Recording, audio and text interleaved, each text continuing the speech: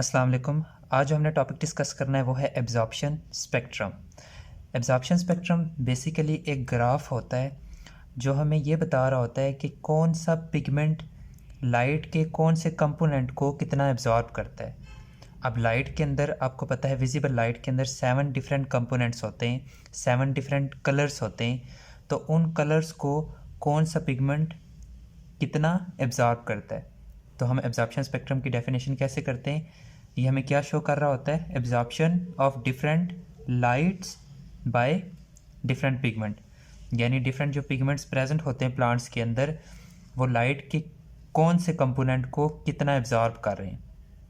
तो यहाँ पे स्पेक्ट्रम का वर्ड बेसिकली हम लाइट के डिफरेंट कंपोनेंट्स के लिए यूज़ कर रहे हैं कि उन लाइट के डिफरेंट कंपोनेंट्स की कितनी एब्जॉर्प्शन हो रही है, और उसको हम एक ग्राफ की फॉर्म में रिप्रेजेंट करते हैं कि कौन सा पिगमेंट कौन सी लाइट को कितना एब्जॉर्ब कर रहा है, और उस ग्राफ को हम कहते हैं एब्जॉर्प्शन स्पेक्ट्रम। तो एब्जॉर्प्शन स्पेक्ट्रम क्या हुआ, इसकी डेफिनेशन क्या हुई, it shows absorption of different light या different component of light by different pigment. अब अगर हम इस ग्राफ को डिस्कस करें तो ये ग्राफ वेवलेंथ ऑफ लाइट और परसेंटेज एब्जॉर्प्शन इन दोनों के दरमियान होता है। Graph between wavelength of light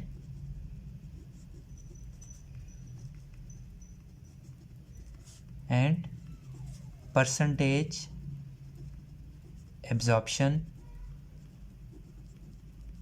by different pigments. यानी कौन सी वेवलेंथ ऑफ लाइट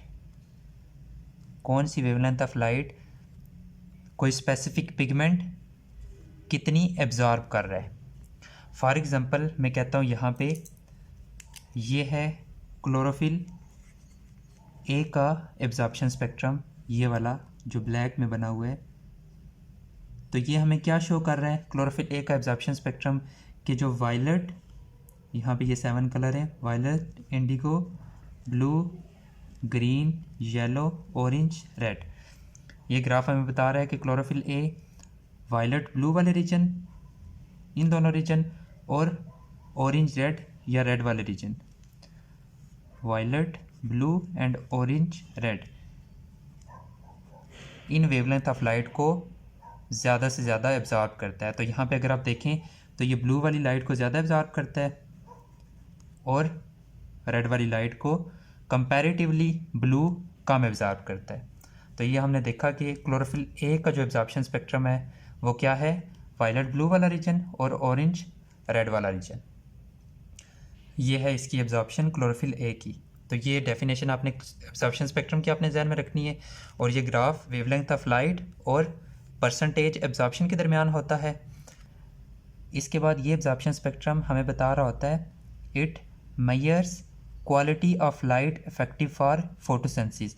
यानी फोटोसिंथेसिस के प्रोसेस के लिए लाइट का कौन सा कंपोनेंट ज़्यादा यूज़फुल है, या लाइट का कौन सा कंपोनेंट ज़्यादा यूज़ होता है, ज़्यादा इस्तेमाल होता है। तो यहाँ पे आप देखें इस ग्राफ से हमें पता चल रहा है कि जो रेड वाली लाइट है और वायलेट ब्लू वाली लाइट है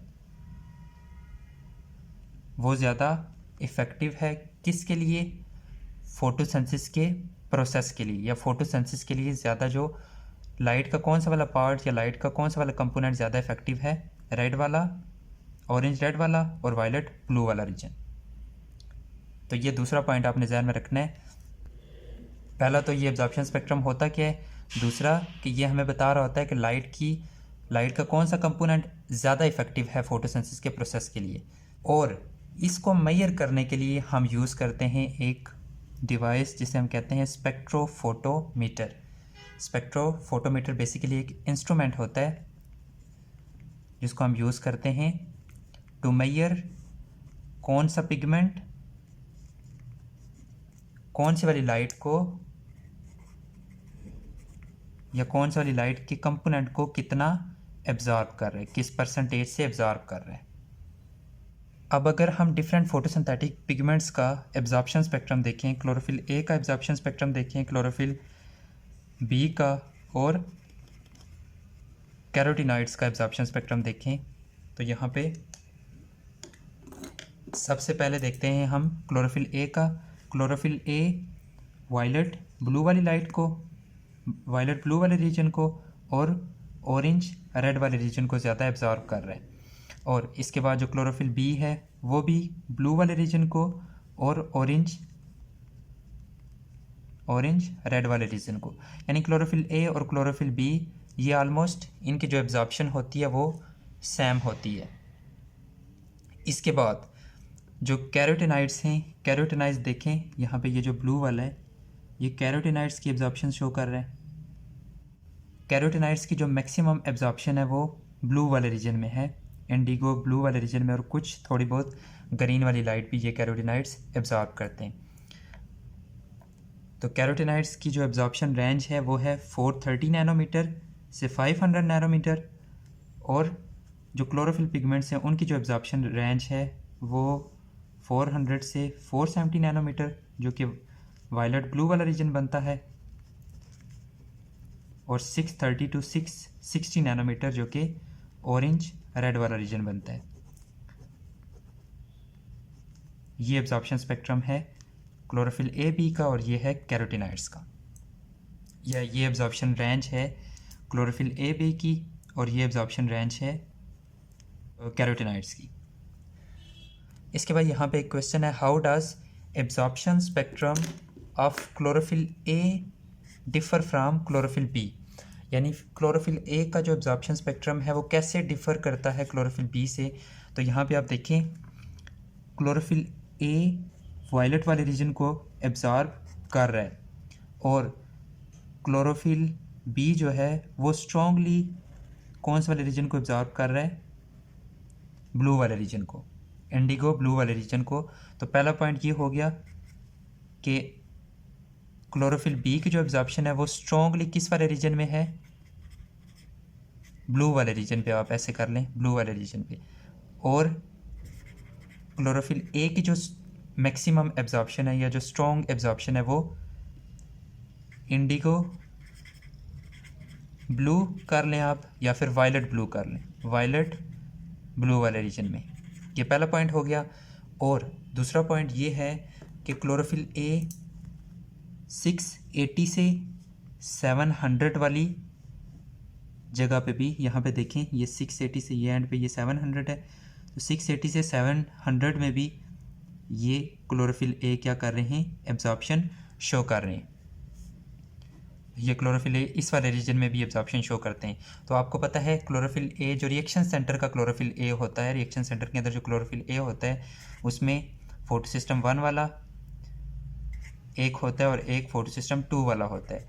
एक 680 नैनोमीटर ऑफ लाइट को एब्जॉर्ब करता है और दूसरा 700। फोटोसिस्टम 2 680 वाली को और फोटोसिस्टम 1 700 वाली को एब्जॉर्ब करता है, क्योंकि उसके अंदर जो क्लोरोफिल ए होता है वो 680 और 700 वाली को कर रहा होता है। जो फोटोसिस्टम 2 होता है उसके अंदर जो क्लोरोफिल ए होता है वो 680 वाली को करता है और फोटोसिस्टम 1 वाला 700 को करता है। तो बेसिकली यहाँ पे ये जो क्लोरोफिल ए होता है ये बेसिकली वही रिएक्शन सेंटर वाला क्लोरोफिल ए होता है जो कि इस वाले रीजन को क्या करता है, एब्जॉर्ब करता है। तो ये आपने ध्यान में रखना है, क्लोरोफिल ए और बी इस तरह से थोड़े बहुत डिफ़र करते हैं। तो बाकी जो मैक्सिमम एब्जॉर्प्शन स्पेक्ट्रम है क्लोरोफिल ए और बी का वो सेम होता है। डिफरेंट कहाँ पे है, एक ये कि क्लोरोफिल ए वायलेट वाले रीजन में भी एब्जॉर्प्शन शो करता है, लेकिन क्लोरोफिल बी वायलेट इंडिगो वाले रीजन में बहुत कम एब्जॉर्प्शन शो करता है। और दूसरा पॉइंट ये है कि 660 से अबव भी 660, ये यहाँ पे हमने रेंज 660 लिखी हुई है, लेकिन क्लोरोफिल ए 660 से अबव भी एब्जॉर्प्शन शो करता है। तो ये हो गया एब्जॉर्प्शन स्पेक्ट्रम।